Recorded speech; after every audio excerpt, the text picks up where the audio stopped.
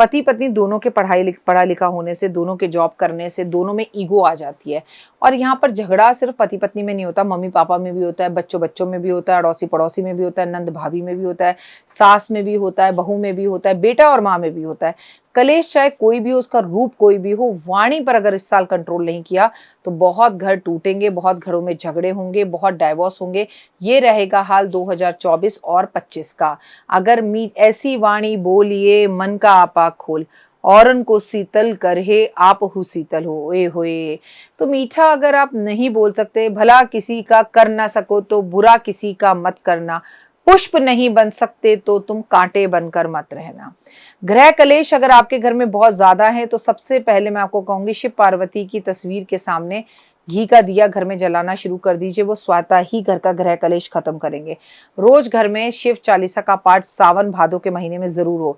वैवाहिक जीवन को सुखदमय बनाने के लिए आपको माँ पार्वती की पूजा जरूर करनी चाहिए। शुक्रवार वाले दिन सावन भादों में रात्रि में सोने से पहले पति के सिराने पर सिंदूर रख दें और पत्नी अपने सिराने पर कपूर रख ले।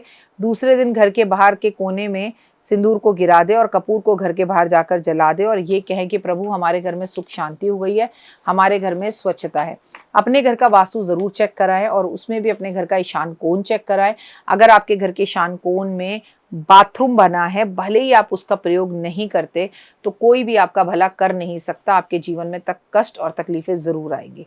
सावन में किसी भी दिन रात को सोने से पहले थोड़ा सा कपूर लेकर गाय के घी में डुबोकर उसे किसी पीतल के बर्तन में रखकर जला दें। ऐसा करने से घर के अंदर सावन में कीजिए, सावन और भादों के महीने में ग्रह कलेश खत्म होगा। रोज घर में किसी न किसी बात पर पति पत्नी के बीच में अगर लगातार वाद विवाद हो रहा है, वाद विवाद खत्म होने का नाम ही नहीं ले रहा है, तो आप केसर का ये उपाय लाभकारी है। रोज स्नान के पानी में थोड़ा सा केसर मिलाकर स्नान करना शुरू करें। जिनके पास केसर ना हो वो हल्दी मिला के स्नान करना शुरू करें।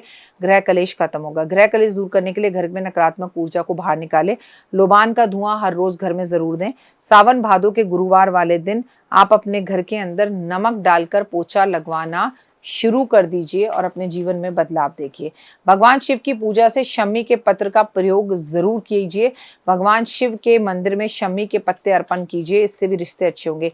केसर वाले दूध को घर के अंदर सभी लोग पीना शुरू कर दें, ग्रह कलेश खत्म होगा और ब्राह्मण को भी पिलाएं।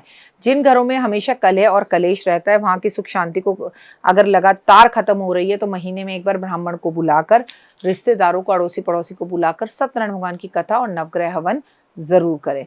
घर में हमेशा पूर्व की तरफ, एक दक्षिण की तरफ आपका सर हमेशा जो है सोते वक्त दक्षिण की तरफ होना चाहिए और पैर उत्तर की तरफ होने चाहिए, तो घर में ग्रह कलेश खत्म होगा। भगवान गणेश को विघ्नहर्ता माना गया है। दाम्पत्य जीवन से संकटों को दूर करने के लिए गणेश जी की प्रतिमा के सामने ओम गण गणपते नमः बोलो और बोलिए गणेश मिटाओ कलेश। पति पत्नी को अपने बीच में खटास को दूर करने के लिए एक कागज या भोजपत्र पर स्याही से पति पत्नी को रेड कलर से अपना नाम लिखना चाहिए और शिव जी का ध्यान कर कर माँ पार्वती के चरणों में रखकर आना चाहिए कि माँ पार्वती हमारा रिश्ता सही हो। महादेव पर एक लोटा जल अर्पण जरूर करना चाहिए। पति पत्नी के बीच में झगड़े खत्म हो जाएं, इसलिए स्नान कर कर जल शिव जी पर अर्पण करें और वहीं पर बैठकर शिव चालीसा जरूर पढ़ें। रात को कपड़े में कभी भी बहन बाहर नहीं छोड़ने चाहिए। जो लोग रात में कपड़े बाहर छोड़ते हैं उनके घर में ग्रह कलेश ज्यादा होते हैं। जो अपने घर में महिलाएं आटा गूंद कर रख लेती हैं और अगले दिन सुबह उस पेड़े की रोटी बनाकर अपने परिवार को खिलाती हैं, उनके घर में ग्रह कलेश जरूर होते हैं। तो चंद इन बातों का ध्यान रखें और अपने जीवन में बदलाव लेकर आए और आप अपनी जिंदगी में चमत्कार देखेंगे। फिलहाल मुझे दीजिए इजाजत। अपना और अपनों का रखिए बहुत खास ख्याल। आपका दिन शुभ और मंगल में हो। परमपिता परमात्मा से ऐसी मेरी कामना है, आपके जीवन में बाहर आए और जिंदगी में रोशनी आए। फिलहाल दीजिए इजाजत। नमस्कार, जय माता।